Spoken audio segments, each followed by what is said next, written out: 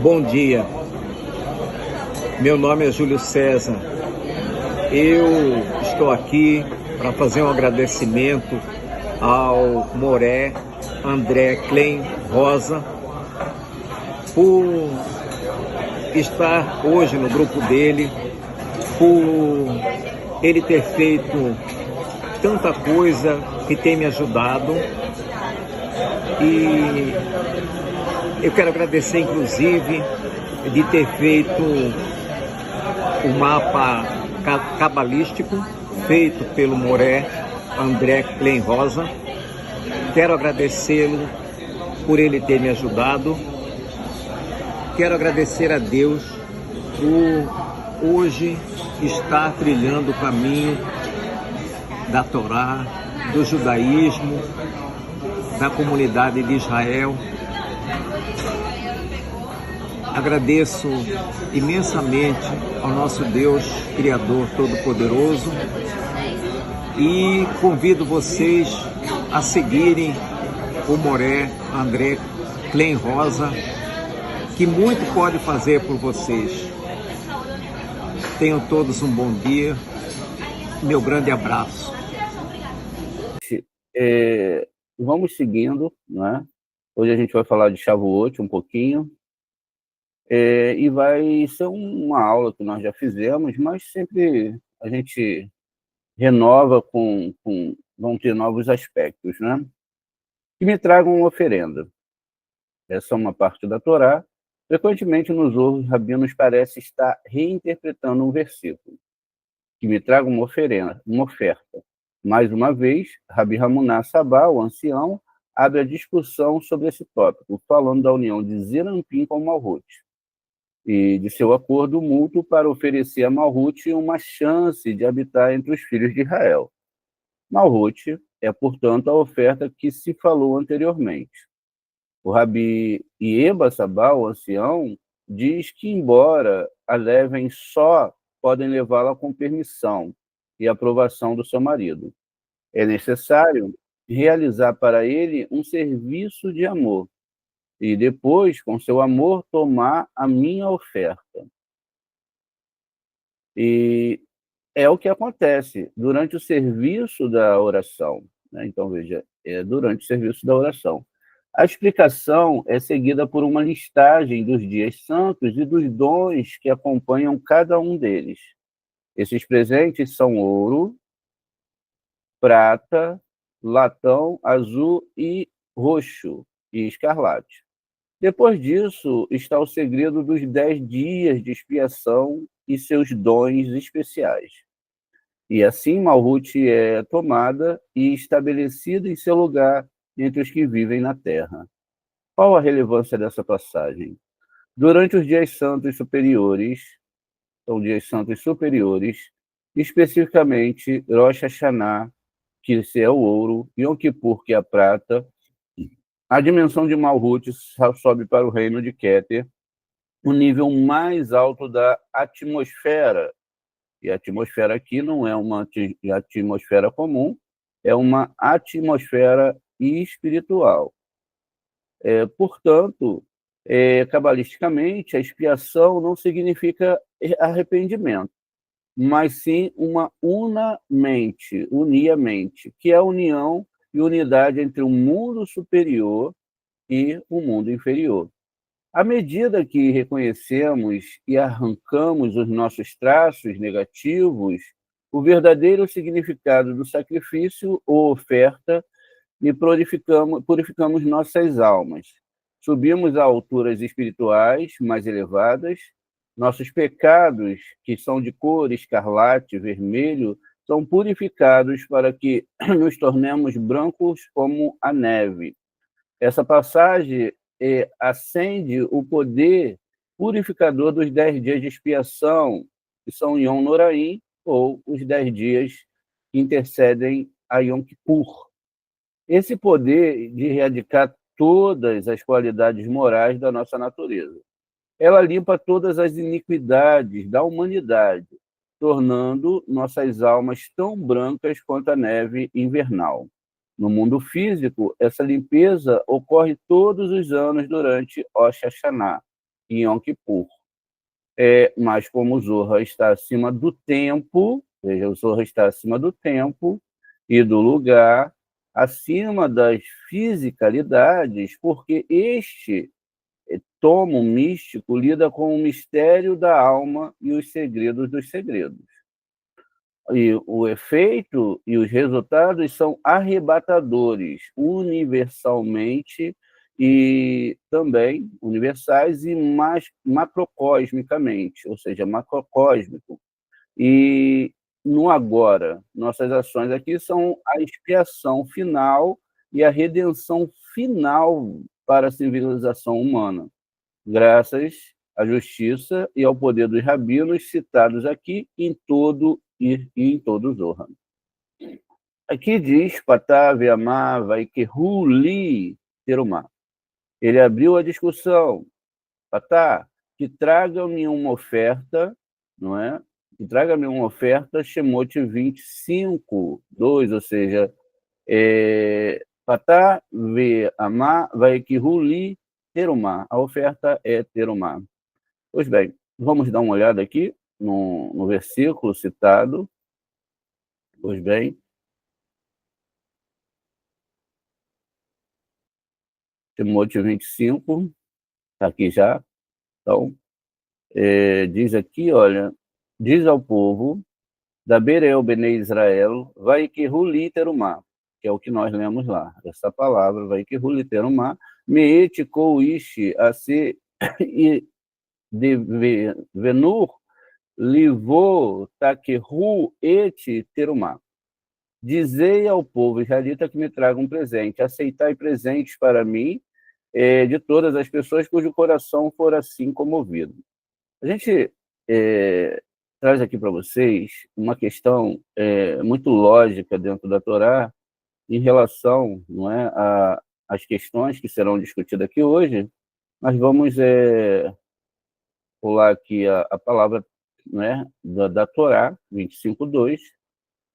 Está lá exatamente aqui no Devarim, não é? Shemot 25:2. E no Shemot 25:2 a gente tem o terumá, o que nós deveremos trazer. Deixa eu só botar aqui a referência.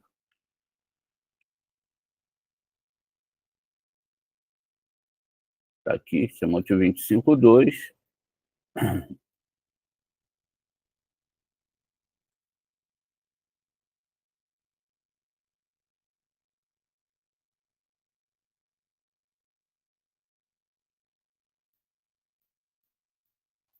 Pois bem, a palavra terumá, a gente vai, né, percorrer muito essas palavras aqui, ó. Vai que vei que li terumá.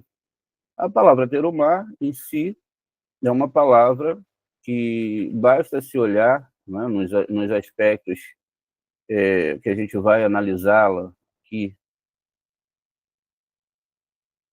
Só dá tempo da gente poder copiar ela aqui direitinho, né, que ela não foi completa. Pois bem, vamos ver o que a palavra terumá está falando, né? Inicialmente, como a gente já falou para vocês, a Torá ela deve ser estudada através dos aspectos das letras que envolvem ela. Ao mesmo tempo que ela vai envolver algumas situações astronômicas, não é? como a Lua, não é? Os planetas, como a gente vai ver essa palavra terumá aqui, ao mesmo tempo que ela envolve várias situações astronômicas, e por que não astrológicas, na situação da configuração da temporalidade, e aí a gente deve também trazer a ideia, não é, de que essa temporalidade ela está ligada a uma espiritualidade. Muitas vezes a gente olha muito mais a questão física da coisa e a coisa meio que espiritual fica para trás. Então, esse não é o conceito da Torá. A gente está trazendo aqui para vocês, olha, exatamente, né, Terumá, e outro planeta também envolvido aqui é Mercúrio, a própria letra, né, Tav é a letra que cria a Lua. Pois bem, a outra letra envolvida é Mercúrio. Vamos colocar Mercúrio aqui, então.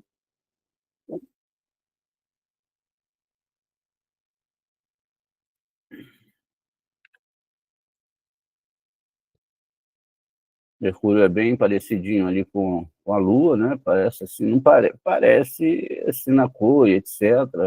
Algumas imagens vão ser mais coloridas. Pois bem. Mas aqui é bem parecidinho, né, com a Lua ali, hipoteticamente aqui falando. Lembra muito, mas não é a mesma coisa, lógico, né? Mas a tonalidade, etc., lembra um pouquinho. Apesar que o próprio Mercúrio, ele parece ter duas cores, ó, parece ser dividido no meio, tá vendo? Ó? Exatamente. E aí eles têm ali os seus desenhos, etc. Enfim. Então, vamos lá. Então, a gente tem aqui agora o Mercúrio, só para a gente poder entender. Veja, é uma linguagem metafórica, as letras hebraicas devem ser entendidas assim, mas também, como eu disse para vocês, como disse lá no texto, superiormente. Veja, Ureixe é Mercúrio. Vamos só escrevendo aqui para vocês poderem anotar. Ao mesmo tempo que essas letras, né, que essas letras são chamadas de letras duplas e existem em sete letras na Torá, elas também são espirituais, são mundos inimaginavelmente né, imensos e são mundos espirituais. Então, veja, Ureixe aqui aponta para Mercúrio, enquanto não é, o Tav para a Lua. Então, essa é a primeira configuração aqui de Terumá. A gente vai mudar aqui também os aspectos mais profundos dessa palavra Terumá. Pois bem, e aí, tá bom. Agora a gente tem o Vav.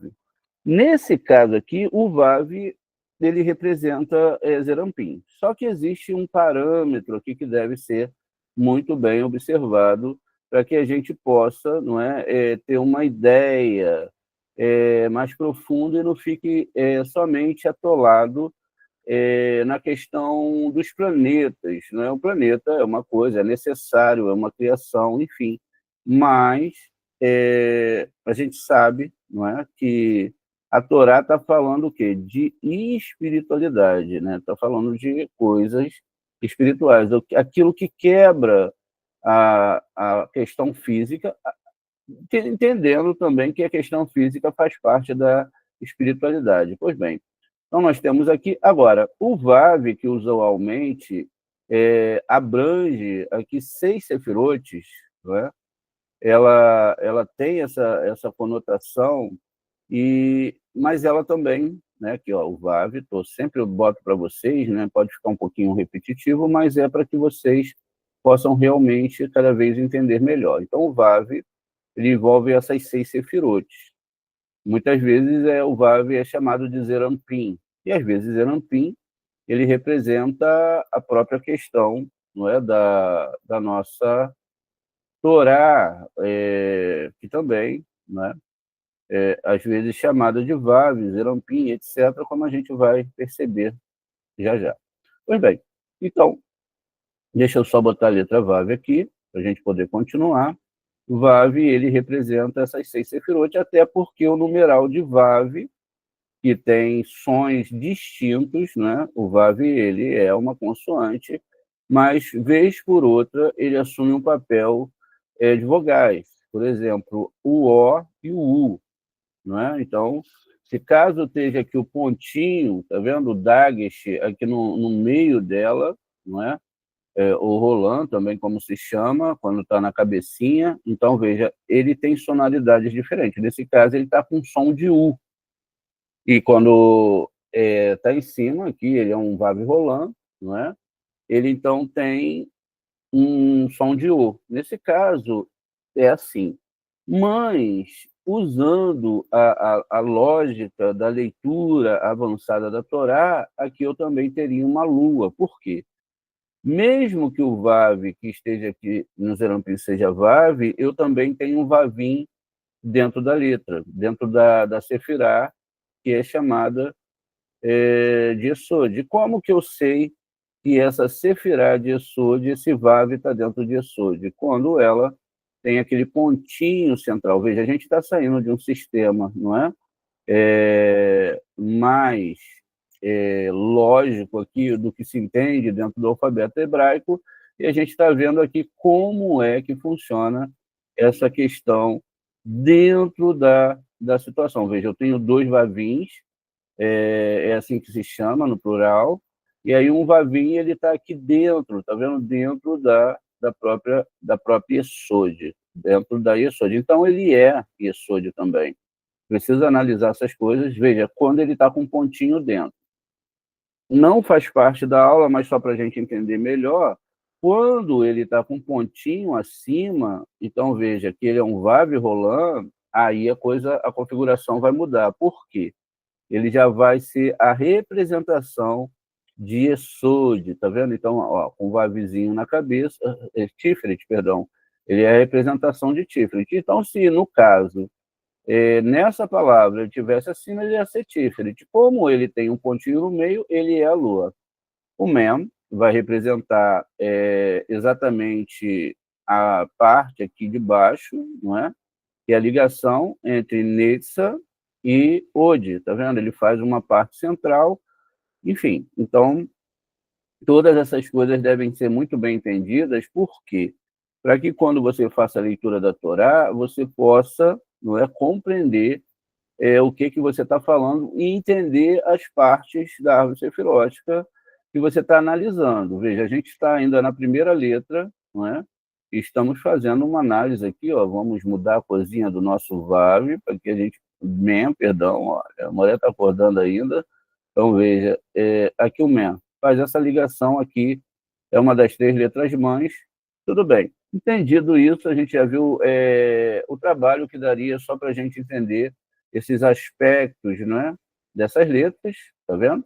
O Tav que representa a própria Lua, é a ligação entre Malhut e Yesod, tudo bem. E o Men já foi visto e tem a letra Rei agora. A letra Rei, ela tem vários aspectos dentro da árvore sefirótica, né? Então, quais são os aspectos da letra Rei?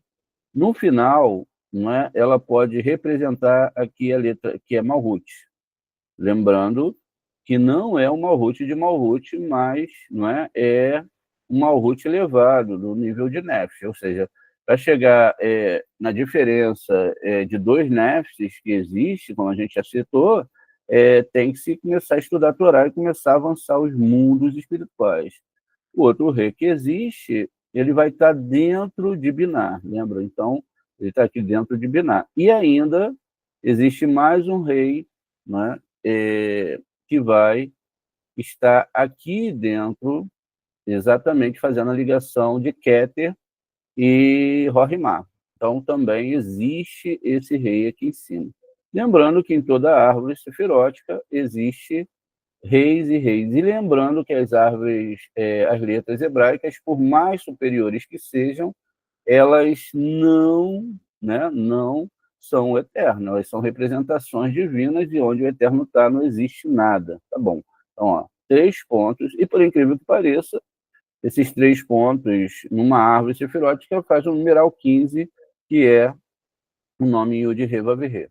Pois bem, citado tudo isso, entendido tudo isso, não é? Então uma letra mãe, ou seja, a letra mãe ali, e finalmente a letra rei, que é uma letra simples, né? Então, simples por quê? Porque se divide em 12 letras, e essas 12 letras, lógico, vão ser os 12 meses do ano, e aí a gente tem aí a construção, então, desse nome, né? Aqui que a gente está construindo com vocês. Pois bem, sendo Tave a Lua, Ureixe Mercúrio, o Vav aqui novamente a Lua, uma letra mãe, que liga Mercúrio e Vênus, não é? Que é Netza e Ode, e a letra Rei, que ocupa Malhut, Binah, metaforizado às vezes por Saturno, no nível mais físico, aqui representando também Malhut, e nós temos, então, toda essa configuração nessa palavra. Então, o rei pode ser, não é? Tanto a ligação no mês de Nissan, a ligação em Keter e Rohimá, pode ser Binah, com a letra rei, pode ser também Malhut, não é? Pois bem, e assim o é. Agora, existe outro conceito aqui. A palavra terumá, né, traz a minha oferta, como está dito aqui, é a palavra que a gente vai analisar, a gente só está analisando uma palavra, vai que ru li terumá, me traga uma oferta, não é uma oferta, esse é o pedido da divindade em relação a isso. Só que essa palavra oferta, não é, ela deve ser muito bem entendida para quê? Para que a pessoa possa compreender a verdadeira essência. Veja, é usual, gente, as pessoas não fazerem isso que a gente está fazendo aqui. Elas pegam, olha, aqui está escrito Terumá, traga uma oferta, tá? Mas qual oferta? É a oferta aqui de Nissan? É a oferta aqui, não é, de Binah? É a oferta de Malhut? Qual é a oferta, não é? Na verdade, se nós pegamos essa palavra e organizamos ela, né, vamos pegar e vamos mexer com ela, vamos dar uma olhada nela de uma forma mais positiva e vamos separar algumas letras e vamos reorganizar. Vamos escrever aqui, ó. Então, Torá. Vamos lá. Tav, Vav, Ureixe e o Rê. Temos a palavra Torá. E onde está a palavra Torá? Ela está exatamente, né, exatamente na palavra Terumá. Ou seja, na palavra Terumá, eu tenho a palavra Torá. Torá, sobrou a letra Men, que é 40. A gente pode usar essa alusão do 40 a Mainekuvim, que são águas femininas, a presença divina. Então, Torá Men, Torá da Sheriná, né, da divindade. E você vai perceber que, então, o presente que você deve trazer é Torá com Men inserida aqui no meio. Torá tem gematria 611, 400 do Tav, Reixe 200, mais 6, mais 5, 611, ou com Men, aqui acima, a palavra Terumá vai ter gematria 651. Pois bem, veja, então, os apontamentos aqui, a gente vê que na questão da Kabbalah, eles são muito mais de graus. O próprio texto do Zohar começa narrando para a gente, né? Ele fala de dias superiores, né? Ele fala de locais superiores, ele fala de sefirotes, né? Então ele fala aqui, mas como o Zohar está acima do tempo e do lugar, acima, não é? Ele diz aqui, ó, da fisicalidade, porque este tomo, né, místico, lida com mistérios da alma e o segredo dos segredos. Veja, os mistérios se usa o físico, porque o físico é que traz a ideia da dimensão espiritual. Veja, o universo ele é a nossa visão infinita, né? Então, para nós, ele é infinito. Nunca acaba. E essa ideia de nunca acabar traz a ideia da grandeza do eterno, né? Então, eita, deixa eu ver, tá aqui. Então, a gente tem que ter essa construção para entender esses fatores, entender, né? A gente viu na própria palavra terumá, e assim vai. Então, vamos continuar aqui, agora que a gente deu essa percebida em todo o texto, para a gente avançar. Ele abriu o discurso de... deixa eu só deixar uma coisa mais clara aqui para vocês. Quando a gente está falando desses mundos espirituais, ou terumá, a gente não está falando, não é somente do aspecto físico, a gente está falando aqui, Lua é o quê? É Yesod, vamos colocar aqui para vocês poderem entender. Então, a Torá está falando desses segredos usando o que ela está usando? A linguagem dos ramos.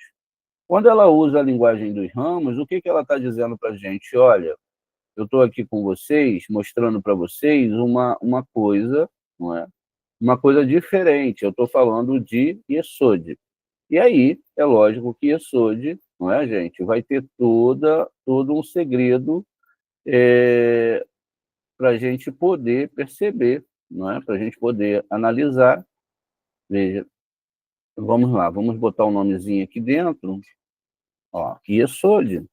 Então, Yesod é o quê? Yesod é um nível espiritual elevadíssimo. Estou tentando aqui, uai.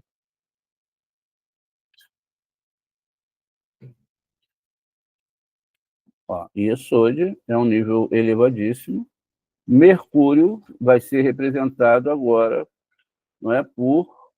Vamos botar uma coisinha diferente aqui, só para a gente poder ter um diferencial. Vai ser representado por Netzah.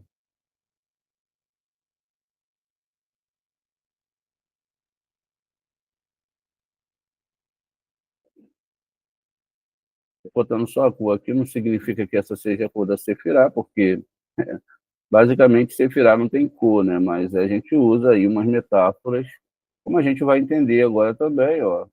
Ode. É isso, Ode. Então, veja. Então, Mercúrio aqui, ele vai ser o quê? Ode, tá vendo? Olha, vamos levar aqui para perto da nossa Sefirá lá em cima. E, na verdade, essas duas Sefirás, elas são ligadas por quem? Pela própria letra Mem. Então, a gente vai ver aqui, inquestionavelmente, que a construção em si de Ode e Yesod, ó, com a letra Mem, tá vendo? Ó? Ode, Reish e Lua também, que está sendo citada, né? A gente falou de Yesod quando falou da letra Vav, veja, é essa triangulação aqui que nós estamos falando na Torá, veja, exatamente, ó, juntamente com o Yesod. Abre-se com a Lua, né? Então, depois vem com a letra Reish, que é Mercúrio aqui, lembrando, né, que são Yesod e Ode também. E depois a gente tem aqui a formatação do fechamento dessa triangulação aqui, veja. Então, Torá, não é? Tá, praticamente o que está dito aqui é traga a minha oferta, que está ligando inicialmente essas três sefirotes que a gente está vendo aqui. Deixa eu só triangulá-la aqui corretamente. Ó, essas três sefirotes. A ponta do triângulo está sendo colocada dentro de cada sefirote que ela representa, né? O Yesod aqui ficou um pouquinho escondido, ó.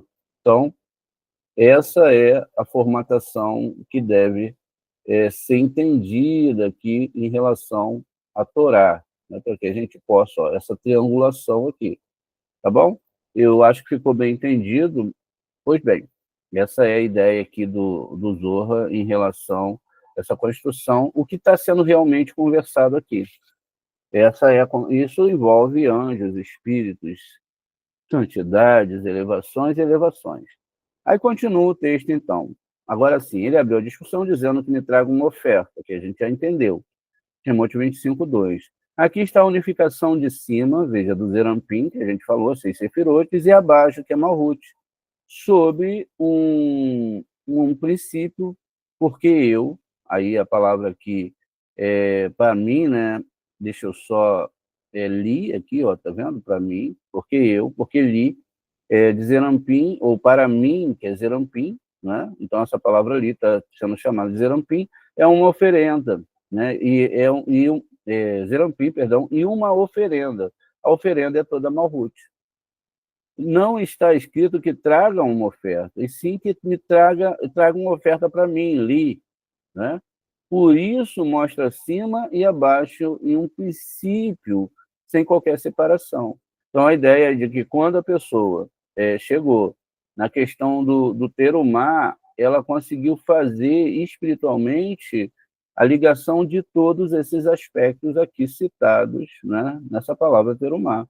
Porque a gente há de ouvir que aí elas se ligam. Não é? Se não tiver essa formatação aqui, o que, que vai acontecer?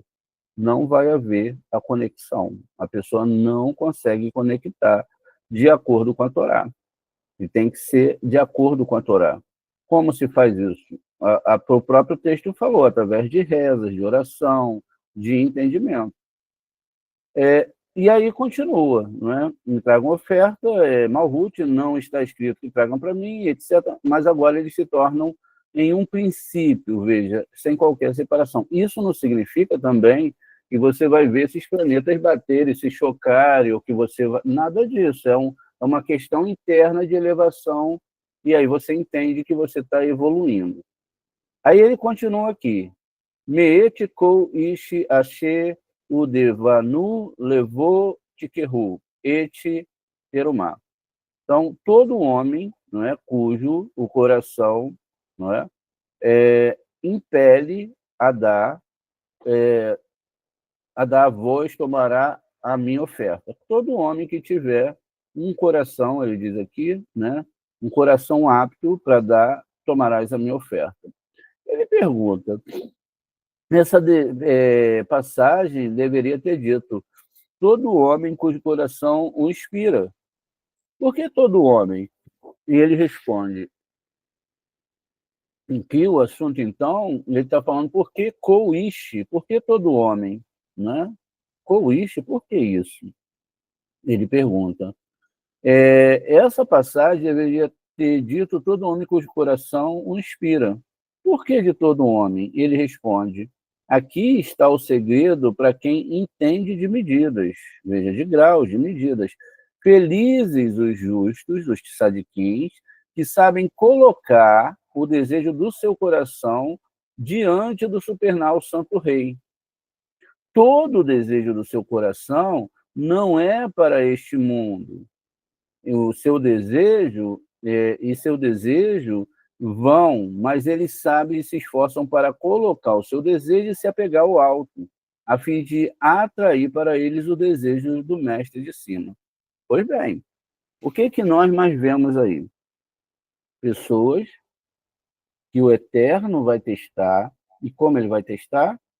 Ele vai testar naquilo que a pessoa tem dificuldade. Então a pessoa chega, é muito fácil, você está muito bem, carro na garagem, dinheiro todo mês, nenhuma dificuldade, nenhum problema com os filhos, nenhum problema com nada, nada de nada. Se achar que você é o profeta, que agora você está salvo, que você não tem elevação, conserto nenhum para fazer, que você é o cara que vai salvar o universo, que você fala muito bem, que você é tudo, até que isso seja mexido. Quando a Hashem mexe, ele está mostrando para você, parar e falar, não, a Hashem vai te testar, não, ele está mostrando para você o que você é e como você é. Aí as pessoas caem. Aonde que elas caem? Nas suas ofertas de estudo de Torá. Geralmente, quando as pessoas começam a cair nesses sentidos, é porque ela não estuda a Torá seriamente. Por que ela não estuda? Justamente porque ela não entendeu a principal parte da Torá. Tá vendo? Qual é a principal? O desejo do seu coração não é para este mundo, não é para cá. Não adianta tentar trabalhar com desejos de recepção com a Torá, que não vai dar certo. E a todo momento nós temos desejos de recepção. E aí nós nos colocamos a fazer o quê? Hashem, me dá isso, Hashem, me dá aquilo, Hashem, eu preciso disso, como se Hashem não soubesse do que a gente precisa. E aí os desejos não são só espirituais, eles misturam. Uma pessoa que tem os desejos somente espirituais, ela vai se alegrar com a evolução espiritual. Quando a religião ela sequestra a Torá, no seu sentido, é lógico que isso foi permitido, ela embute a ideia de que, olha, agora eu sirvo Deus e Deus me serve. Mas aí entra essa questão, Deus me serve em tudo que eu desejo. Ou pelo menos no máximo. E não existe aí a possibilidade de você entender, não, eu tenho uma formatação, eu tenho que passar por um processo, esses desejos vão me gerar, porque Deus também não vai testar ninguém, não é? Vão me gerar algumas confrontações, seja ela quando eu fico num momento difícil, economicamente, dá um problema aqui, dá um problema ali, mas existe uma questão muito séria. O Borelli não falha. Se eu ouso já falar ou deixar de estudar a Torá, por causa disso, isso significa que a minha fé, ainda que eu ache que tenha fé, quando eu me deixo abalar e sou abalado, que é uma coisa muito profunda dentro da psique humana, e eu não tenho a fé que eu dizia ter. Eu me deixei desequilibrar, e acontece realmente, mas eu tenho que criar, nesse momento, o desejo de continuar. Porque se eu paro, o que acontece? O mal e o meu Yetzer Hará venceu. Então, os meus desejos para esse mundo. Mas lá atrás, quando tudo isso está acontecendo agora, eu atropelei alguma coisa ou fiz alguma coisa antagônica à Torá, aquilo que ela proíbe. Aí pode ser, olha, uma gama de coisas, festas pagãs, sei lá. Né? Então, eu quebrei a Torá. Aí, quando eu esqueço o que eu fiz lá atrás, e vem agora a cobrança, veja, a cobrança não é para machucar, não é para isso, não é para aquilo, é para te dar força em músculos espirituais e te mostrar, muitas vezes também, né? Ontem a Morá botou uma história fantástica, lá de um homem que era muito rico e que ficou doente aos 51 anos, doou toda a sua fortuna e viu que ia juntar tesouros nesse mundo não tinha nenhuma, nada, né? Ele ia morrer e tudo ia ficar aí. E a gente coloca, mistura as questões financeiras, questões físicas, com as questões espirituais. Então, não tem nada a ver com isso. Torá não tem nada a ver. Eu sinto muito falar para você que Torá não tem nada a ver com isso. Ou você ama a Torá, ou você ama a Torá pelas possibilidades, que aí que passa para a questão de não servir o Boré por amor, pelo aquilo que ela te oferece, pelo aquilo que, não, Deus está comigo, agora eu vou ser defendido, etc. E não é assim, porque existe um processo natural nas coisas. Existe um processo de adoecimento para todo mundo, às vezes de problemas financeiros, não problemas financeiros, que é melhor do que ter problemas internos. Às vezes, gente que tem dinheiro tem problemas internos, etc. É muita coisa. O próprio fato, veja, da gente poder consertar algo deve ser para o mundo espiritual, porque nesse mundo aqui, ele é um mundo passageiro, gente. Ninguém está aqui, não é? Há mais de, vamos, não sei, deve ter gente aí, dizem que tem, né, gente com 100 e poucos anos, há mais de 120, de 130 anos. Isso aqui é uma matrix, é um mundo, é onde a sua mentalidade, a sua espiritualidade, o seu apego à Torá está sendo testado. Os nossos sábios dizem no Zohar, olha, se vocês pudessem abrir os olhos, você nem acreditaria que podia ser salvo de tantas forças geradas pelo homem, forças impuras, pelo desejo de recepção. Graças Baruch Hashem, que a gente não consegue ver. Uns conseguem sentir. Mas as pessoas ainda não chegaram à tonalidade de entender o que elas estão passando e o que elas têm que lutar. Elas não chegaram, elas acham ainda que tudo é uma grande brincadeira. E não é. Foque no mundo espiritual, foque na sua internalidade. O que vier é um julgamento justo que você tem que passar. E diga-se de passagem, passar sem murmurar, porque Deus ele odeia o murmúrio. A murmuração acho que é a pior coisa para o Eterno. Então eu não posso deixar os meus níveis egóicos daquilo que eu julgo em relação à Torá, porque isso está dando errado, por que está dando errado? Todo mundo está seguindo a Torá? Não, fulano de tal não segue a Torá. e aí fez algo. Ah, o outro fulano não fez. Ou eu mesmo segui a Torá, fiz algo errado. Então, vai ter problemas. E eu não estou falando isso no sentido religioso, tá, gente? Eu estou falando isso no sentido do que cabe para a gente entender essa questão espiritual. A Torá, ela é espiritual, apesar de falar do mundo físico. Isso nós temos que entender também. Veja, então vamos ler aqui, ó. Seu coração não é para este mundo, o seu desejo vão. Então chama esse mundo de desejos vãs. Mas eles sabem e se esforçam para colocar, ó, eles colocam o seu desejo a se apegar ao alto, tá vendo? Pegar o alto, a fim de atrair para eles o desejo de Hashem, ou seja, a Hatson de Hashem, o desejo de estudar a Torá, de cima para baixo. Ou seja, qual a ideia aqui? Não é eu que desejo que o Eterno me dê as coisas, não é eu que desejo, é eu desejando estudar a Torá. Então eu desejo, não é? Que atrair do alto de cima para baixo, ou seja, o desejo de estudar a Torá e consertar a minha alma. O que as pessoas fazem? Elas invertem. Olha, eu desejo isso. Eu seria mais feliz se tivesse um carro. Ah, hoje, aí vai, né? Não, uma pessoa mais... Não, eu ficava feliz se hoje eu pudesse comer um churrasco. Isso são desejos. Esses desejos, eles passam. Assim que você compra o carro, passou. Assim que você come a carne do churrasco, passou. Assim como você fica preocupado com as coisas que você está devendo, o dinheiro que não está entrando, etc, etc, e a gente fica realmente, não é? Mas tudo isso faz parte. Tudo isso faz parte.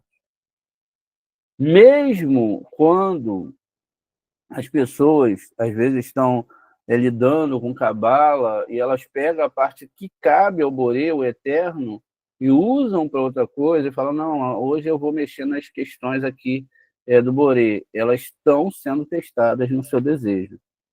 E aí elas desviam aquilo que era o mais sagrado, o mais certo, para ela manter, não é, a cabalá, e joga lá para outra coisa. Ela não mexe em nada mais. Ela mexe direto naquilo que pertence ao Eterno.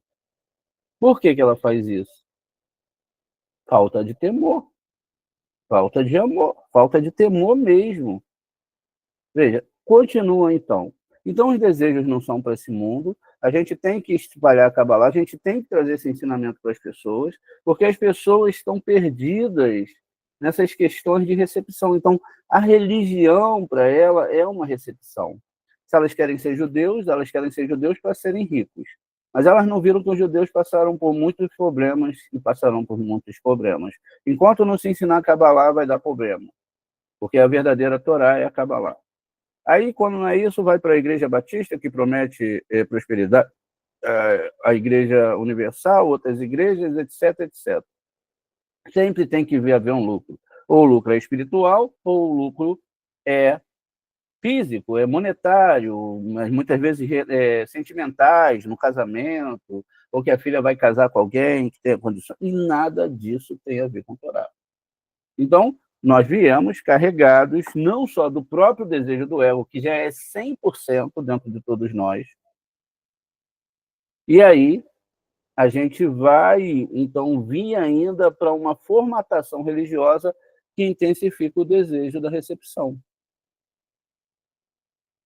E aí eu me preocupo com tudo, né? Fico preocupado. E não temos a fé, diz os nossos sábios, se nós tivéssemos a fé necessária, era só esticar a mão e pegar. Esticava a mão e pegava. O milagre estava pronto. Por quê?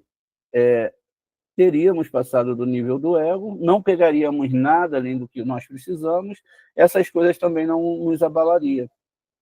Porque abala realmente, né? Principalmente a questão financeira, a questão de doença, etc. Mas tudo isso está no cronograma das nossas vidas.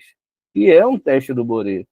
Quando nós desistimos da Kabbalah e da Torá, ou por causa disso, ou por causa daquilo, ou financeiramente, ou porque eu não consigo passar, ou porque eu não consigo vencer um desejo, veja, eu não estou trazendo a terumá, não é? Eu não estou trazendo a terumá, o que? A Torá.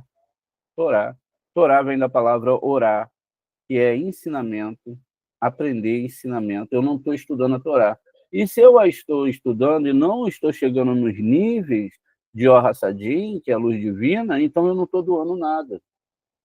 Eu não estou doando nada. Até porque a gente não pode doar nada para o Eterno. A gente pode doar para os projetos do Eterno. Para que a Torá e a Kabbalah elas sejam, pelo menos, mantidas, já que a gente não consegue ir além do que o Boré está permitindo para a gente, nunca conseguirá. Perdão, nunca conseguirá, não sei quando conseguirá, não é? Enfim, não sei, porque a gente está lidando, como a Morá diz, a gente está lidando com doação, a gente não está lidando com recepção. Eu te garanto, eu se estivesse dando essa aula em nível de recepção, venha para cá receber, vou ensinar para vocês hoje como vocês vão receber, como vocês vão implementar para ganhar amanhã na Mega Sena, ou como amanhã eu vou dar uma bênção para vocês, vou vender um chaveirinho mágico, uma varinha mágica para vocês conseguirem. E, enfim, essa sala estaria cheia. Talvez tivéssemos aqui, como a gente vê aí nas religiões, muitas e muitas pessoas interessadas em receber alguma coisa. Não, a Cabala, ela ensina diferente, ela ensina a doação. Não que o Boré não vá te dar, porque tudo é dado por ele. Mas você também não pode passar pelos aspectos de entender como que é essa oferenda. Veja, todo homem com o Ixaxê, e da Venu lavou Tiquerru, todo homem que o coração impele. E a palavra coração é também a palavra leve, ou seja, a Torá começa com beit, termina com lamed, se bota essa letra no espelho e inverte-se as letras, e aí temos coração. Esse coração não é muito bem esse coração de carne que nos bota em várias furadas, porque o sentimentalismo em si, e não estou dizendo que não deva usar seu amor, agora a capacidade intelectual tem que estar acima do amor, porque senão é o que, nesse confiar, nesse amor, veja, e esse amor ele é interesseiro, porque quando uma pessoa, por exemplo, ela leva uma volta aí na rua, alguém dá um golpe nela, ela levou o golpe pelo seu próprio interesse. Então, o que acontece com ela? Olha, alguém liga para ela, olha, você ganhou um prêmio, está aqui, não é liberado para você, ou a pessoa agora estão conseguindo pegar lá os casos de advocacia, liga para a pessoa e imita tudo direitinho. Mas aí você tem que botar 20 mil reais para pegar aqueles 80 mil. A pessoa, naquele momento ali, empolgada com a quantia de dinheiro que vai pegar, e etc., puf, cai. Não para nem para pensar. Tem um golpe que a pessoa está na rua, aí chegou uma mulher com um bilhete premiado, aí dá uma de simples, que é religiosa, e não quer esse dinheiro todo. Aí chega depois outro golpista, envolvem a pessoa ali, quando vão ver, levam 200, 300 mil da pessoa, economia de uma vida, por causa do interesse. Tudo que há interesse, o interesse sexual, um homem que vê uma mulher bonita, olha, agora Deus, né? Os olhos chegam a brilhar, agora Deus mandou a mulher da minha vida, minha alma gêmea, oh meu Deus, olha que coisa. Aí acha que Deus está abençoando, e quando vai ver, eu já vi casos até de homens perder casa, de verdade. O outro que não perdeu o apartamento teve que dar não sei quantos mil para a mulher que se vestia de judia e tudo. Então, veja, tudo isso são questões egóicas. Agora, quando a gente está falando dessas coisas, a gente está falando de internalidade, não é tão simples, né, resolver. Então, precisa-se de muita Torá, precisa-se de muito aspectos de Torá para entender e chegar nesses níveis. Porque as pessoas não vão aceitar. Talvez nem nós, agora, olhando intimamente, profundamente, lá no nível mais profundo da nossa alma, durante esse shiur, nós também não queremos aceitar isso.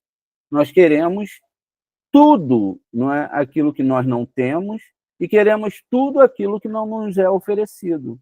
E aquilo que nos é oferecido para conserto, nós julgamos como algo que é o erro do Eterno. Porque a Torá diz, eu sou o primeiro e eu sou o último. Eu que mato e eu que firo. Eu que dou vida e eu sei, eu que sei. Vocês não sabem. E ele fala, vocês vão discutir com seu Criador? Me diz, Israel, vocês vão discutir comigo? Agora, existem questões muito profundas dentro disso tudo que nós estamos falando, e que devemos colocar uma coisa: eu sou o servo, o Eterno é o Borei, ele vai julgar. Não imagine um homem julgando, não imagine anjos, etc. É todo um sistema cosmológico, espiritualmente também falando, como o próprio Zohar olha, fala, são dias superiores, são questões que vão julgar a minha causa, e vão julgar a minha internalidade. Qual é a minha intenção? Ainda o Zohar fala que a minha intenção, eu seja um grande religioso, e etc, etc. Se eu tenho interesses que não são interesses profundos da Torá, então eu não sou cabalista. Mas eu estudo a Cabala, então eu tenho que pedir ao Eterno para criar esse desejo, essa vontade de estudar a Torá e de me ligar aos mundos espirituais superiores. Isso é ter uma, isso é Torá, Torá mesmo. Torá dos 40 anos no deserto, Torá de Maim e Cuvim, Torá da doação, não é a Torá da recepção. Por isso que a Torá, não é oral, ela foi botada lá nos, né? Diz que Davi tinha 2 torotes, e elas foram botadas guardadas. Olha, não, agora, não, essa Torá é de doação, vai ficar difícil, imagina, eu estou agora, nesse momento aqui no mundo, tenho uma vida, e tu achas que eu vou largar os meus sonhos, o que o Zohar não manda, para seguir essa Torá? Eu vou colocar agora tudo que eu aprendi lá, olha, lá no sistema cristão, no sistema muçulmano, no sistema de receber, que Deus vai me abençoar, basta eu fazer os mandamentos, guardar Shabat, acender vela, pão, etc. E por dentro, o conforto da religião, não, eu estou certo, Deus está comigo, etc. Deus vai me abençoar, etc., porque eu fiz isso e aquilo, há uma troca. E essa não é Kabbalah. Kabbalah é a ideia de se ter o desejo de reconhecer o mundo espiritual, os graus espirituais que estão aquém ou além da fisicalidade, da temporalidade, que são a verdadeira busca para se entender essa Kabbalah.